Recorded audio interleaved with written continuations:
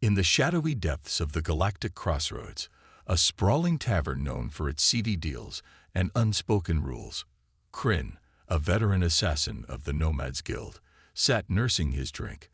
The tavern buzzed with life, its patrons a mixture of smugglers, bounty hunters, and outlaws from all corners of the galaxy. The air was thick with the scent of exotic liquors and tension, a place where whispered deals often carried more weight than any official contract. Across the table sat a Zerani noble, his pale blue skin glistening with a nervous sheen under the dim lights. The noble leaned forward, his voice low but firm, betraying an edge of desperation. "I want you to eliminate a human." The words hung in the air like a thunderclap. Kryn froze mid-sip, his multifaceted eyes narrowing as he slowly set his drink down. For a moment, the ambient hum of the tavern seemed to fade away, leaving only the tension between them. "What did you just say?" Kryn's voice was a dangerous whisper, his mandibles clicking softly in irritation. "I said I want you to kill a human," the Zerani repeated, his tone now tinged with defiance.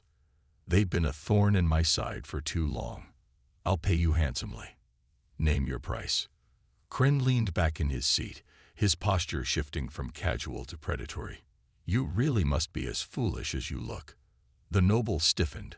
"I was told the Nomads Guild could handle any target." Kryn let out a harsh, humorless laugh. "And we can. But not humans." The noble's brows furrowed in confusion. "What do you mean? They're mortal, aren't they? They can bleed, they can die. What makes them so untouchable?" Kryn's mandibles twitched, a sign of mounting irritation. "You think it's that simple, don't you? Just another species to add to your list of conquests. Let me educate you, noble. Killing a human is not a job. It's a death sentence, not just for the assassin, but for anyone foolish enough to be connected to the act." The Zerani leaned forward, disbelief etched across his face. "Surely, that's an exaggeration." Kryn's eyes glinted with a mix of annoyance and pity. He motioned for a refill of his drink and took a deliberate sip before continuing. "No exaggeration. I assure you, humans are unlike any species you've ever encountered. They're not just hard to kill, they're impossible to destroy without retribution. Allow me to enlighten you with a tale that most assassins know well, but few dare to recount." The Zerani's curiosity was piqued despite himself. He leaned closer, the promise of an explanation compelling him to stay. "I'm listening." Kryn nodded, satisfied that he had the noble's attention. He began his tale, his voice dropping into a gravelly cadence that carried the weight of years of experience. "Humans are not the most advanced species in the galaxy. Their technology, while impressive, is far from unparalleled. What makes them dangerous is their resilience, their unpredictability, and their ability to turn every disadvantage into an opportunity. I've seen it firsthand, and it's why no guild in their right mind will accept a contract to kill one." The noble interjected, his skepticism evident. "Resilience, unpredictability. That hardly sounds like reason enough to avoid them." Kryn's mandibles clicked sharply, a warning. "You're still thinking like a Zerani, comfortable in your towers of privilege. Let me break it down for you. Humans don't fight like we do. They don't adhere to our rules of engagement or our understanding of strength. They fight with everything they have: mind, body, and soul. And when one of them falls, their kin do not rest until the wrong has been avenged." The noble's pale skin darkened in thought. "Vengeance? You make it sound as though they're a pack of wild beasts." Kryn chuckled darkly. "Wild beasts? No, noble. Beasts are predictable. Humans are something else entirely. If you harm one, you invoke the wrath of their entire species. They don't just retaliate, they obliterate. Entire empires have fallen because they underestimated humanity's capacity for retaliation." The noble shifted uncomfortably, his earlier bravado beginning to falter. "You're saying they're invincible." "Not invincible," Kryn corrected, his tone grave. "Mortal, yes. Killable, yes. But to kill one is to invite consequences so severe, so relentless, that even the bravest assassin would rather face a firing squad than the fury of a grieving human family, or worse, their lawyers. Lawyers? The noble's incredulous laugh was cut short by the intensity in Kryn's gaze. Yes, lawyers, Kryn said with a grim nod. They're a weapon as devastating as any plasma cannon. They'll find you, they'll expose every crime you've ever committed, and they'll dismantle your life piece by piece until there's nothing left. The noble swallowed hard, his confidence now teetering on the edge of collapse. Surely there must be a way to deal with them. Kryn leaned forward, his voice dropping to a conspiratorial whisper. The only way to kill a human and survive is to drop a neutron bomb on them from orbit, then flee to another galaxy before the rest of their kind finds out what you've done. Even then, your odds of escape are slim. The noble was silent, his earlier resolve crumbling under the weight of Kryn's words. I didn't realize. Kryn sighed, his mandibles clicking softly in irritation. No, you didn't. But now you know. Take my advice. Let this grudge go. Whatever insult or injury this human has caused you, it's not worth the price of retaliation. The noble hesitated, then nodded reluctantly. Perhaps you're right. Kryn drained the last of his drink and rose from his seat. Remember this lesson. Noble. Humans are not to be trifled with. Cross them, and you'll wish for a swift end. As Kryn walked away, the Zirani noble sat alone, the weight of the assassin's words pressing down on him like a heavy cloak. Somewhere in the galaxy, a human lived blissfully unaware of how close they had come to death, and how their species' indomitable reputation had saved their life. The Zirani noble sat frozen in his seat, replaying Kryn's warnings in his mind. Despite his pride, a part of him couldn't let the issue go. How could a species so young, so small in the grand scheme of things, inspire such fear in a galaxy filled with ancient empires and advanced civilizations? It defied reason. Meanwhile, Kryn, now a safe distance away, chuckled to himself as he weaved through the tavern. He knew what came next. Humans had a way of captivating even the most skeptical minds.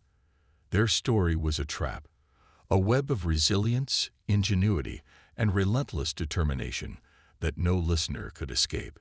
Centuries earlier, before humanity's name was whispered across the stars, they were nothing more than a fractured species confined to their small blue planet. At the time, the galactic community had barely noticed their existence. The Delkiri Empire, dominant in that region of space, dismissed Earth as a Class 3 primitive world, harmless, unremarkable, and irrelevant. Or so they thought.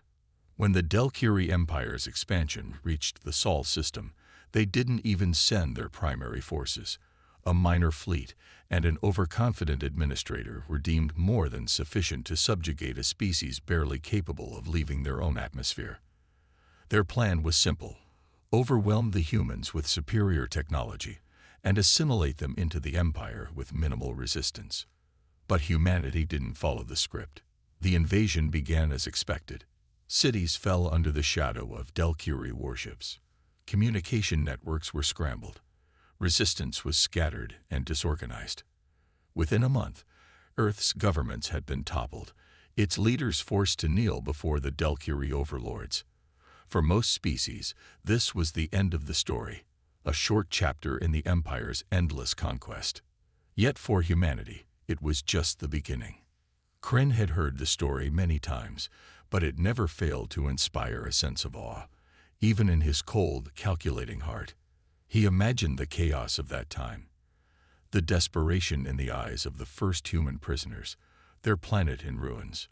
But unlike other conquered worlds, where despair quickly gave way to submission, humanity's fire refused to be extinguished. The first signs of resistance were small. Delkiri administrators began reporting stolen supplies, medical kits, energy cells, and food rations disappearing from storage. Sabotage became a daily occurrence. Malfunctioning machinery, disrupted transport schedules, and unexplained accidents. The humans were watching, learning, and adapting.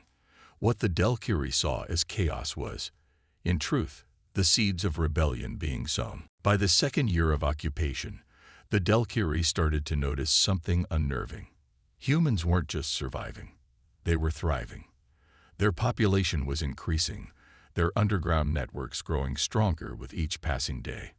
Despite the Empire's efforts to suppress them, humans were finding ways to communicate, organize, and strike back. It was during this time that a name emerged, a figure shrouded in mystery and legend. Known only as the Architect, this individual became the mastermind behind humanity's resistance. No one knew their identity, but their strategies were undeniable. Coordinated attacks on Delkiri supply lines, entire cities disappearing into the wilderness, leaving behind ghost towns for the invaders to find. Underground factories churning out weapons cobbled together from scavenged alien tech. The Architect's plans weren't just about survival. They were about sending a message to the Delkiri, to the galaxy, and to humanity itself. We will not be broken. As Kryn reached his quarters aboard the Guild's orbital station, he allowed himself a rare moment of reflection. He had once seen the aftermath of one of humanity's early uprisings. It had been a simple agricultural colony, taken over by the Delkiri to produce food for their war machine. For years, the humans there had worked under the harshest conditions, their overseers dismissing them as nothing more than livestock. Then, one fateful day, the entire colony revolted. Using farming tools and their bare hands, they overpowered the guards, took control of the communications array, and broadcast their defiance across the Empire. When the Delkiri sent reinforcements, they found the colony empty, its inhabitants vanish without a trace. Years later, rumors surfaced that the colony's survivors had joined the growing human resistance, bringing with them the knowledge and resources to feed an army. The Delkiri Empire's downfall began when they underestimated humanity's ability to unite under pressure. The fractured nations of Earth, once divided by language, culture, and ideology, became a single force. They had learned from their oppressors, turning the very tools of conquest against them. Delkiri ships were hijacked, their technology reverse-engineered, and their tactics studied and improved upon. What terrified the Delkiri most wasn't humanity's strength or ingenuity, it was their spirit. For every village they burned, 100 more would rise in defiance. For every life they took, 10 more would take up the fight. Humanity wasn't just resisting, they were evolving. The breaking point came during what would later be called the Silent Fleet Incident. A Delkiri patrol fleet vanished without a trace near the asteroid belt. Weeks later, those same ships reappeared, this time under human control. Their captains, presumed dead, were found alive and well, delivering a chilling message to the Delkiri High Command. Leave our home, or we'll take yours. Kryn smirked to himself as he recalled the end of that story. The Delkiri, arrogant and overconfident, had thought themselves untouchable. But humanity had taught them a lesson they would never forget. Within a decade, the Delkiri Empire was in shambles, its territories liberated by a coalition of former slaves and rebels, led by none other than the humans. Now, centuries later, the mere mention of humanity struck fear into the hearts of even the most powerful beings in the galaxy, not because they were invincible, but because they were relentless. They were survivors, innovators, fighters. And that, Kryn thought, is why we don't kill humans. The Zerani noble couldn't shake the story Kryn had told. Back in his chambers aboard his personal cruiser, he reviewed everything he'd heard. The idea of humans, fragile-looking bipeds, bringing down an empire was hard to fathom. Yet Kryn's conviction, the weight in his voice, made it impossible to dismiss. The noble began to dig into the galactic archives, searching for accounts of the Delkiri Empire's fall. What he found was far more chilling than anything Kryn had described. Reports of sabotage on a scale so intricate and widespread, it bordered on genius. Entire planetary supply chains dismantled overnight. Advanced Delkiri warships hacked, reprogrammed, and turned against their creators. Human ingenuity seemed boundless. But what truly shocked the noble was how humanity had united the oppressed species of the galaxy. Where others had failed to rally resistance, humans succeeded. They didn't just inspire rebellion. They led it with a ferocity and determination that was both awe-inspiring and terrifying. Decades before, at the height of their rebellion, humanity's leaders had made a bold move. They broadcast a message across every occupied system, a declaration of war not just on the Delkiri, but on oppression itself. The message was simple. Freedom is not given, it is taken. The broadcast was accompanied by coordinated attacks across dozens of systems. Factories, administrative centers, and military outposts fell in quick succession. The Delkiri's response was swift and brutal, deploying legions to crush the uprisings. Yet for every stronghold the Empire retook, 2 more would fall. It was as though the humans anticipated every move, every countermeasure. On the surface of Earth, humanity's cradle world, a massive underground network operated in secret. Known as the Forge, it was the heart of the rebellion, a hidden hub of innovation and strategy. Engineers reverse-engineered alien technology. Scientists developed countermeasures against Delkiri weapons, and tacticians devised strategies that turned the Empire's strength into weakness. The Forge wasn't just a place, it was a symbol of hope. For those who worked within its walls, failure was not an option. Every design, every invention, every plan was a step toward liberation. One of the most revolutionary developments to come out of the Forge was the Blackout Sphere, a device capable of creating localized electromagnetic pulses. These devices rendered Delkiri technology useless within their range, leveling the playing field for human forces. Entire fleets were immobilized by blackout spheres, leaving them vulnerable to boarding parties and capture. The Zerani noble's research brought him to an account from a Delkiri officer who had defected during the rebellion. The officer described humanity as a species that thrived under pressure, turning every setback into an opportunity. They fought like demons, the officer had written, not because they were stronger or more advanced, but because they refused to accept defeat. Their will to survive, to protect their own, was unlike anything we had ever seen. The noble found himself wondering, was it humanity's defiance that made them so dangerous? Or was it something deeper, an unyielding belief in their right to exist as free beings? Crin's story, meanwhile, continued to spread through the tavern. A group of bounty hunters, intrigued by the assassin's warnings, gathered around him, urging him to share more. "Tell us," one of them said, "how did the humans turn the tide against an empire as vast as the Delkiri?" Crin smirked, enjoying the attention. The Delkiri thought they had broken humanity.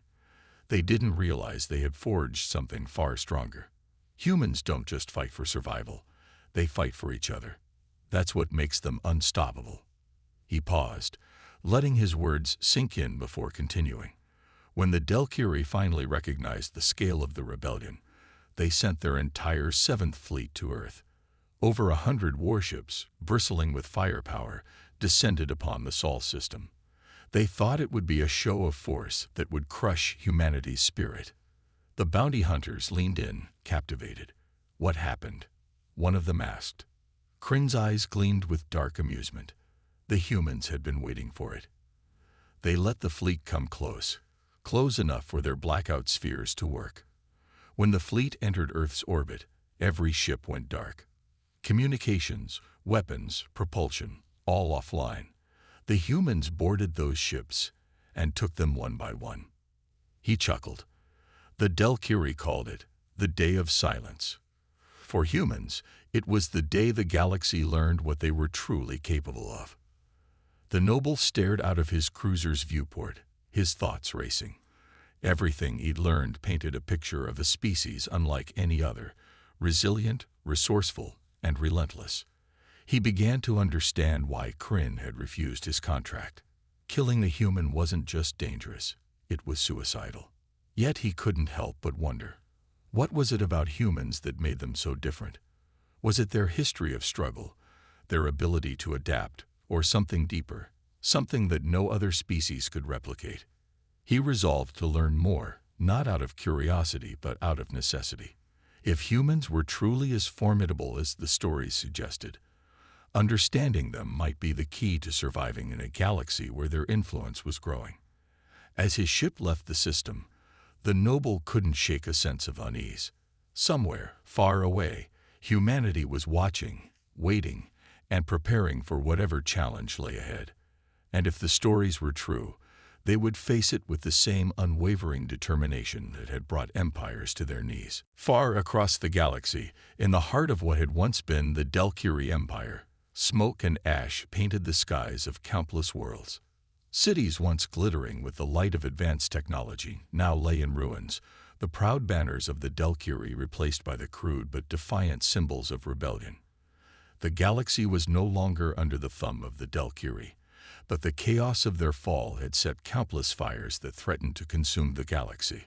At the center of this turmoil was humanity, a species that had risen from the ashes of their own subjugation to lead a coalition of oppressed races. The rebellion they had ignited was no longer contained to the systems near Earth. It had spread like wildfire, uniting species that had once seen each other as enemies.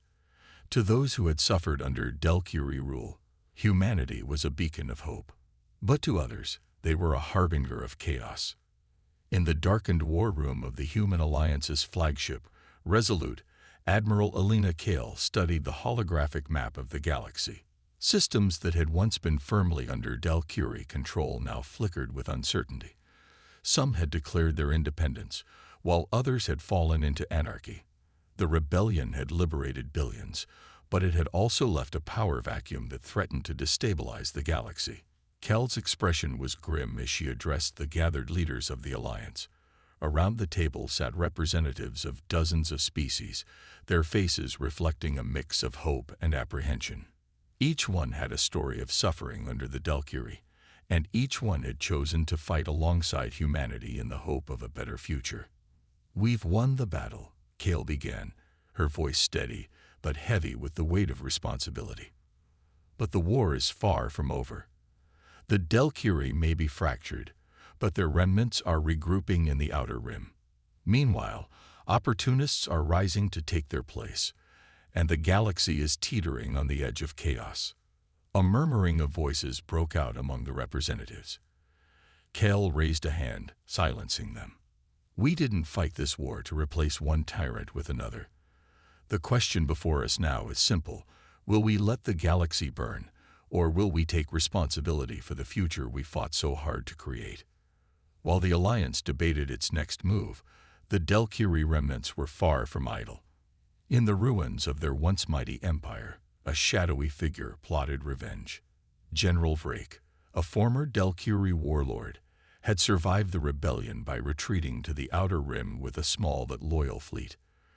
Unlike the overconfident emperors of old, Vraek understood humanity in a way his predecessors never had. "They are not invincible," Vraek growled, his voice echoing through the dark chamber. Around him, his officers listened intently, their eyes gleaming with hatred. "They are mortal. They bleed, they die. But they are cunning, and they fight with the desperation of cornered prey. If we are to reclaim our place in the galaxy, we must think as they do." Vraek's plan was as ruthless as it was calculated. Rather than attacking humanity directly, he aimed to turn the galaxy against them. Using propaganda, espionage, and sabotage, Vraek spread rumors of human ambitions for galactic domination. He painted humanity as a new empire in the making, a species that had used the rebellion as a stepping stone to seize power. The seeds of mistrust began to take root. Former allies questioned humanity's intentions, while neutral species watched the alliance with growing suspicion. To Vraek, this was just the beginning. On Earth, the cradle of humanity, President Marcus Renard addressed his people. The once shattered cities of Earth had been rebuilt, their scars a testament to humanity's resilience. Now, Renard stood in front of a massive crowd, his image broadcast across the galaxy. "My fellow humans," Renard began, his voice filled with both pride and caution, "we have achieved the impossible. We have thrown off the chains of oppression and shown the galaxy what it means to fight for freedom. But with great power comes great responsibility.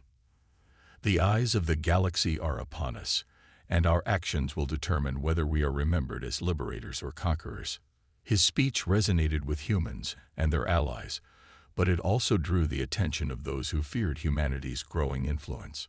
For every being inspired by Renard's words, there were others who saw them as a veiled threat. Meanwhile, on a liberated mining world in the former Delkiri Empire, tensions were reaching a breaking point. The planet's diverse population, once united by their hatred of the Delkiri, was now fracturing along species lines. Resources were scarce, and old rivalries were bubbling to the surface. Captain Iris Valen, a human officer sent to mediate the conflict, found herself caught in the middle of a volatile situation. The mining world was a microcosm of the galaxy's larger struggles. Freedom had come at a cost, and the absence of a common enemy had left a dangerous void. Valen stood before a crowd of angry miners, her voice firm but compassionate. "We fought side by side to earn our freedom. Don't let old grudges destroy what we've built together. Humanity didn't fight for dominance. We fought for a future where all species could stand as equals. If we turn on each other now, we dishonor the sacrifices we've made." Her words, though heartfelt, were met with skepticism. The cracks in the alliance were becoming harder to ignore, and Valen knew that the road ahead would be far more difficult than the battles they had fought. Back aboard the Resolute, Admiral Kael received troubling reports from the Outer Rim. Vraek's propaganda was working, and factions within the alliance were beginning to splinter. Kael clenched her fists as she reviewed the data, her mind racing with strategies to counter the growing threat. "We need to act," Kael said, addressing her advisors. "Vraek is exploiting the divisions in our ranks. If we don't address these fractures now, the alliance will fall apart before the Delkiri even make their move." Her advisors exchanged uneasy glances. "But how?" one of them asked. "The galaxy is too vast, the wounds too deep." Kael's expression hardened. "Then we start where it all began, with humanity. If we can remind the galaxy why we fight, if we can reignite the hope that brought us together, we have a chance. But it will require sacrifices." The room fell silent. Everyone knew what those sacrifices might entail, but Kael's determination was infectious. She had led them through the darkest days of the rebellion, and they trusted her to lead them now.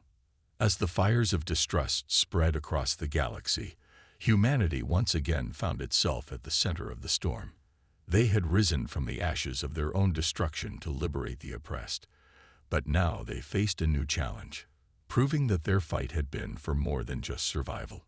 In the face of betrayal, mistrust, and renewed threats, humanity would have to rise again, not as conquerors, but as the torchbearers of hope in a galaxy on the brink of chaos. The galaxy teetered on the edge of chaos. While humanity's liberation of the oppressed had been celebrated, the cracks in their fragile coalition were beginning to widen. Rumors of humanity's supposed ambitions for galactic dominance, spread by General Vraek and his agents, fueled mistrust among the allied species. The once united coalition began to fracture, and humanity found itself at the center of the storm. In the Grand Council chambers aboard the Resolute, Admiral Elena Kael addressed the leaders of the alliance. The room was filled with tension, the air thick with mistrust and unspoken accusations. Representatives from dozens of species sat around the circular table, their faces reflecting a mix of hope, suspicion, and frustration. Kael stood at the head of the room, her voice steady and commanding. "We are at a crossroads. The rebellion we fought together was only the beginning. If we allow fear and doubt to divide us now, everything we've sacrificed will be for nothing." The representative of the Trevani, a reptilian species known for their pragmatism, hissed in response. "It is easy for you to speak of unity, Admiral. Humanity has gained the most from this rebellion. Your fleets grow larger, your influence spreads. How can we trust that your intentions are pure?" Kael's eyes narrowed, but she maintained her composure. Humanity has no desire to dominate the galaxy. Our strength has always come from our allies. The Delkiri underestimated us because they thought we were alone.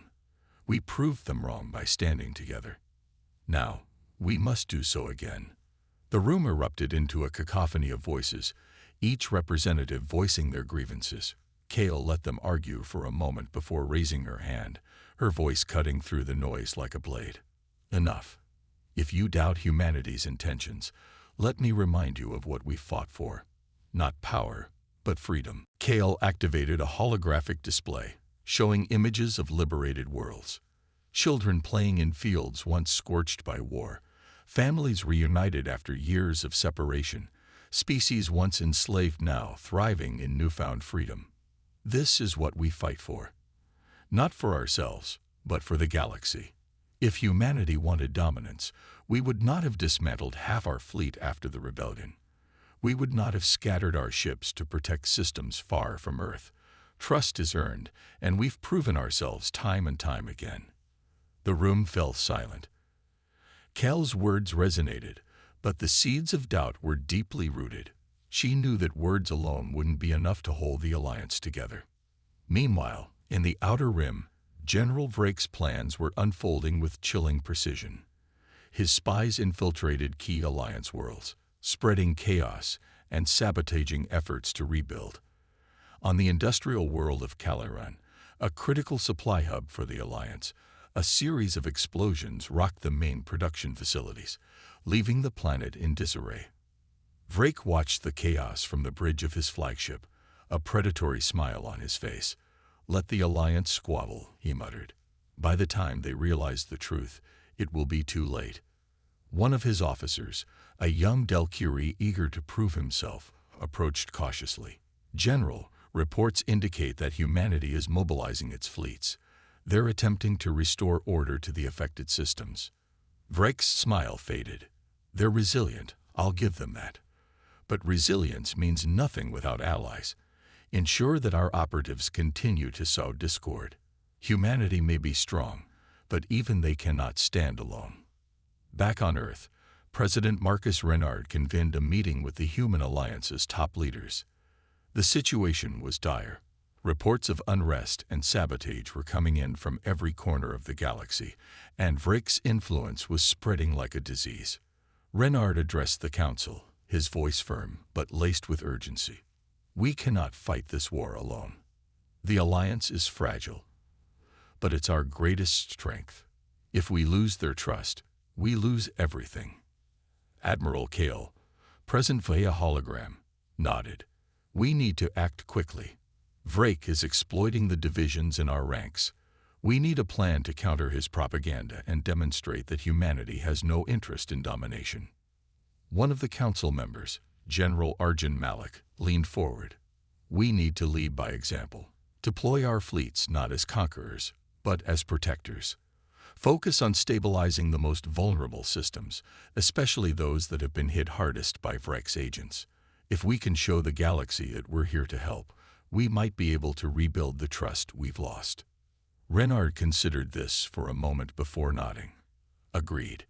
But we'll need more than just military action. We need to win the hearts and minds of the people. We need a symbol, something that reminds the galaxy of what we stand for." Kael's expression hardened. "Then let's give them one. I'll lead the fleet personally. We'll start with Caliran. If we can stabilize that system and rebuild its infrastructure, it'll send a message to the galaxy that humanity isn't here to rule. We're here to help." The battle for Caliran was unlike any humanity had faced before. When the fleet arrived, they found the planet in chaos. Fires burned across its industrial cities, and the skies were filled with the wreckage of sabotaged defense systems. Vraek's agents had ensured that the Delkiri loyalists on the planet were well armed and ready to resist any attempt at intervention. Admiral Kael led the charge, her flagship, the Resolute, at the forefront. "Deploy ground forces to secure key infrastructure," she ordered. "Coordinate with the local authorities and make it clear that we're here to help, not to occupy." The ground campaign was brutal. Kael's forces faced fierce resistance from Delkiri loyalists, But they also found unexpected allies among the local population. Inspired by humanity's courage and determination, the people of Calaran began to fight back, reclaiming their cities one block at a time. The turning point came when a young human engineer, Lieutenant Ava Moreno, managed to repair one of the planet's central power stations. Her actions restored energy to half the planet's population, providing a much-needed boost to morale. Her bravery became a symbol of what humanity stood for: ingenuity, resilience, and the willingness to fight for a better future. When the dust settled, Calaran was liberated. The planet's leaders, moved by humanity's efforts, pledged their support to the Alliance once more. News of the victory spread quickly, countering Vraek's propaganda and reigniting hope across the galaxy. Back aboard the Resolute, Kael addressed her crew. "This is just the beginning. We've shown the galaxy what humanity stands for. Now we must continue to fight, not for power, but for the future we've promised to build together." As the fleet prepared to move to the next troubled system, Kael knew the battle ahead would be even harder. Vraek's shadow loomed large, and the Alliance was still fragile. But for the first time in weeks, she felt a spark of hope. Humanity had faced impossible odds before, and they would do so again. The victory at Calaran sent ripples through the galaxy. News of humanity's selfless efforts to stabilize the troubled planet began to counteract the poisonous rumors spread by General Vraek. However, in the shadows, Vraek's agents worked tirelessly to stoke the flames of distrust, and the fragile alliance remained on the brink of collapse. Back aboard the Resolute, Admiral Elena Kael reviewed reports from other systems. For every victory, there were two new crises: resources stretched thin, and tempers frayed among the coalition's leadership. Despite their shared victory, the alliance was plagued by arguments over the distribution of aid, territorial disputes, and the lingering suspicion of humanity's motives. Kael called an emergency meeting of the coalition's council. The representatives convened in the flagship's grand chamber, their faces a mixture of exhaustion and frustration. Kael took a deep breath and addressed the gathering. "We can't keep fighting among ourselves," she said, her tone firm but measured. "The more we argue, the more we play into Vraek's hands. He thrives on our division. If we don't stand united, everything we've fought for will be lost." The representative from the Trevani hissed in response. "Admiral, unity is easier said than done. Resources are scarce, and every system cries out for aid. How do you propose we prioritize one over another without angering our allies?" Kael nodded. "We prioritize based on need, not politics. Humanity will take the lead in stabilizing the most critical systems, but we won't act alone. I propose the creation of a unified task force, representatives from every species working together to rebuild and protect." The room erupted in murmurs of debate.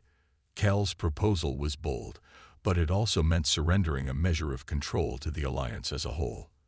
The representatives from smaller species were quick to support the idea, seeing it as a chance to ensure their voices were heard. However, others, particularly those from larger factions, were hesitant. The Zathari delegate, a towering insectoid being with glistening chitin, clicked its mandibles thoughtfully. "Your words carry merit, Admiral, but they also carry risk. If humanity leads this task force, how can we be certain your intentions remain pure?" Kael locked eyes with the Zathari. "Because humanity's survival depends on the success of this alliance, just like everyone else's. We've faced extinction once before, and we know the price of failure. This is not about power, it's about survival." The Zathari regarded her silently before finally nodding. "We will support this task force, but we will hold humanity accountable for its actions." While the council deliberated, shadows moved in secret. On the outer edges of the Resolute, a small group of Delkiri operatives infiltrated the ship. Their mission was not to destroy, but to sow chaos from within. Posing as refugees, they gained access to sensitive areas, planting false information and stoking distrust among the crew. Lieutenant Ava Moreno, now hailed as a hero after her actions on Calaran, was among the first to notice the anomalies. Reports of equipment failures, missing supplies, and strange transmissions pointed to sabotage. Moreno took her findings to her commanding officer, but her concerns were dismissed as paranoia. Refusing to let it go, Moreno began her own investigation. She uncovered encrypted messages hidden within the ship's communication logs, messages that matched the patterns of Vraek's operatives. Her suspicions grew, but so did the danger. The closer she got to the truth, the more she realized she couldn't trust anyone. In the meantime, General Vraek monitored his agent's progress from his hidden stronghold. His plan was unfolding perfectly. By infiltrating the Resolute and other key Alliance hubs, he aimed to undermine humanity's leadership from within. The Alliance, he believed, would collapse under the weight of its own mistrust, leaving the galaxy ripe for his resurgence. Vraek's second-in-command, a cunning strategist named Jinvar, approached him with a report. The Alliance is faltering, but the humans remain resilient. Admiral Kael is proving more resourceful than anticipated. Vraek's expression darkened. Then we escalate. Leak evidence that ties humanity to the sabotage. Let the Alliance see them as the enemy. Jinvar hesitated. If the evidence is discovered as false, it won't matter. Vraek interrupted. By the time they realize the truth, the Alliance will be too fractured to recover. The turning point came during a critical mission to stabilize the manufacturing world of Dravok 7.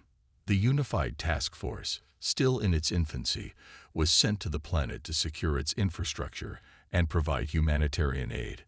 However, just as the operation was underway, a devastating explosion ripped through the main industrial complex. The Delkiri operatives aboard the Resolute had timed their sabotage perfectly.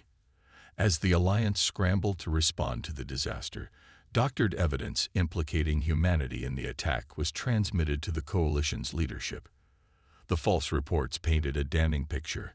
Humanity, it claimed, was sabotaging Alliance efforts to strengthen its own position. The accusations sparked a firestorm. Representatives from several species demanded answers, while others began to withdraw their support from the Alliance. Kael, caught off guard by the betrayal, struggled to maintain order. "This is a lie," she shouted during an emergency council meeting. "Humanity had nothing to do with this. We're being set up." The Trevani representative sneered. "And yet the evidence points to your people. How convenient that your ships were the only ones in the area when the explosion occurred." Kael's frustration boiled over. "Because we were leading the mission.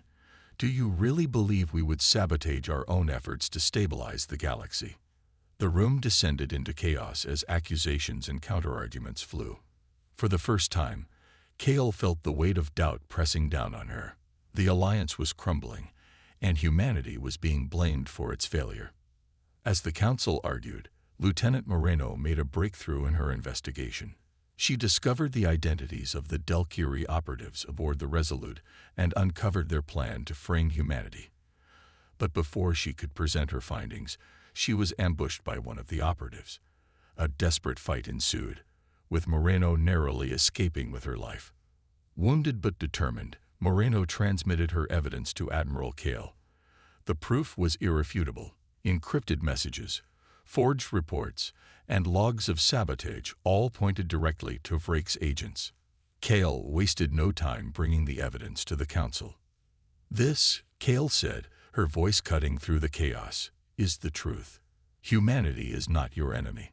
The Delkiri remnants are playing us all, and we've been too blind to see it." The room fell silent as the representatives reviewed the evidence.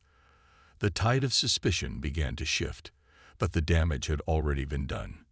Trust, once broken, was not easily repaired.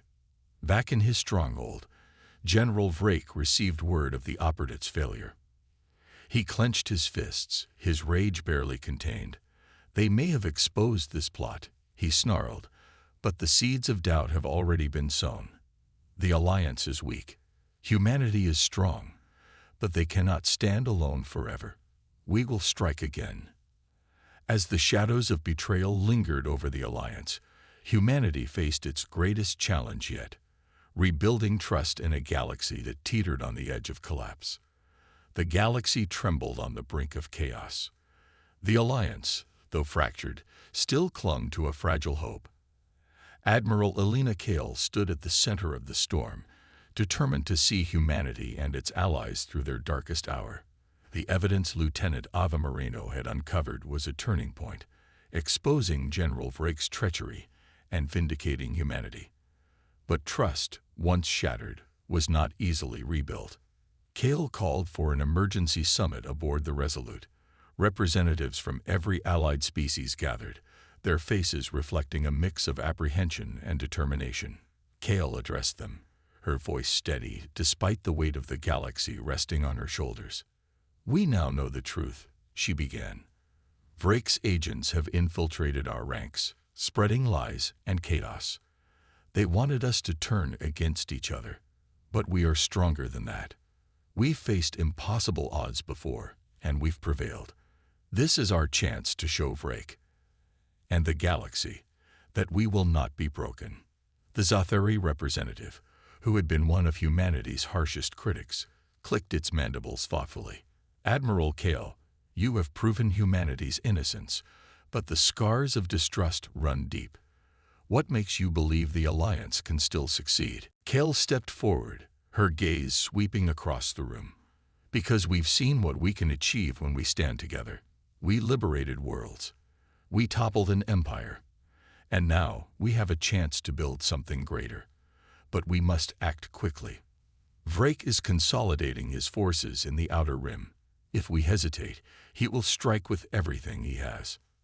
The room was silent for a moment before the Trevani representative spoke. "Then let us make our stand. Humanity has shown courage and resilience. If you will lead, Admiral, we will follow." One by one, the representatives voiced their agreement. The Alliance, though battered, was not broken. In the Outer Rim, General Vraek prepared for his final move. His fleet, a mix of Delkiri loyalists and mercenaries, had grown into a formidable force. He stood on the bridge of his flagship, Oblivion, surveying the galaxy through the vast viewport. "They will come," he said, his voice cold and confident. "Kael will rally the Alliance, and they will march to their doom. This is where we end them." Jinvar, his second-in-command, approached. The spies aboard the Resolute may have failed, but their work weakened the Alliance. They won't be as united as before. Vraek's lips curled into a sinister smile. "Good. Unity is their greatest strength. Divide them, and they will fall." The Allied fleet assembled in the Draconis system, the closest staging ground of Vraek's stronghold. Ships of every design and origin filled the void, their numbers a testament to the Alliance's resilience. Humanity's contribution was significant, but it was the combined forces of dozens of species that gave the fleet its strength. Admiral Kael stood on the bridge of the Resolute, addressing her commanders through the holographic interface. "This will be the largest battle the galaxy has seen since the fall of the Delkiri Empire. Vraek will throw everything he has at us, but we are prepared. Remember what we fight for, not just for survival, but for a future free from tyranny." As the fleet moved into formation, Lieutenant Ava Moreno worked tirelessly in the ship's engineering bay. Her innovations, including modifications to the blackout sphere technology, had become critical to the Alliance's strategy. The devices would be deployed to neutralize Vraek's advanced weaponry, leveling the playing field. Moreno's team was tense but focused. She addressed them with the same determination Kael showed on the bridge. "We've faced sabotage, betrayal, and war. But we've also shown what humanity, and this Alliance, is capable of. Let's finish what we started." The battle began with a deafening roar. Vraek's fleet, hidden among the dense asteroid fields of the Outer Rim, struck first. Waves of fighters swarmed the Allied fleet, their movements precise and deadly. But the Alliance was ready. Kael's carefully orchestrated battle plan unfolded, with ships from every species working in unison. In the chaos of the battlefield, the Resolute became a beacon of hope. Kael directed the fleet with unwavering precision, her commands turning the tide against Vraek's forces. Blackout spheres deployed by Moreno's team disrupted Vraek's advanced systems, leaving his ships vulnerable to the Alliance's counterattacks. The battle was fierce and unrelenting. Ships were torn apart, their wreckage littering the void. Lives were lost, but the Alliance pressed on. For every loss, there was a victory, a testament to the strength of their unity. As the battle raged, Vraek watched from the bridge of the Oblivion. His confidence began to waver as he saw the Alliance holding its ground. "Impossible," he muttered. "They were supposed to falter." Jinvar, standing beside him, hesitated. "Perhaps we underestimated them." Vraek's eyes burned with rage. "No, they are weak. I will break them myself." He gave the order to deploy his flagship's superweapon, an experimental cannon capable of annihilating entire fleets. The weapon charged, its energy building to a blinding crescendo. But before it could fire, a team of Alliance operatives infiltrated the Oblivion, led by none other than Lieutenant Moreno. Moreno's team fought their way to the weapon's control center, disabling it moments before it could fire. Vraek, enraged, confronted them personally. The resulting battle was fierce, with Moreno narrowly escaping as the weapon's core overloaded. The Oblivion was consumed in a fiery explosion, taking Vraek and his ambitions with it. The loss of their leader shattered the remnants of Vraek's fleet. The Alliance, though battered and bloodied, emerged victorious. Cheers erupted across the fleet as the last of Vraek's forces were routed. Aboard the Resolute, Kael addressed the Ally fleet. "Today, we have proven that unity is stronger than fear. Together, we have faced the darkness and emerged as a light for the galaxy. Let this victory remind us of what we can achieve when we stand as one." In the days that followed, the Alliance began the long process of rebuilding. Trust, though fragile, was mended through shared sacrifice. Humanity, once seen as a wild card in the galaxy, had solidified its place as a beacon of hope and resilience. President Marcus Renard addressed the galaxy in a broadcast from Earth. "This victory belongs to all of us. Together, we have forged a future where freedom is not a dream, but a reality. Let us honor the fallen by ensuring that the peace they fought for endures." The galaxy, though scarred, began to heal. The Alliance stood as a testament to what could be achieved when differences were set aside for a common cause. Humanity, once underestimated, had become a symbol of what it meant to rise above adversity. And as the stars shone brightly over the rebuilt worlds, the words of the Alliance echoed across the galaxy. "We are stronger together."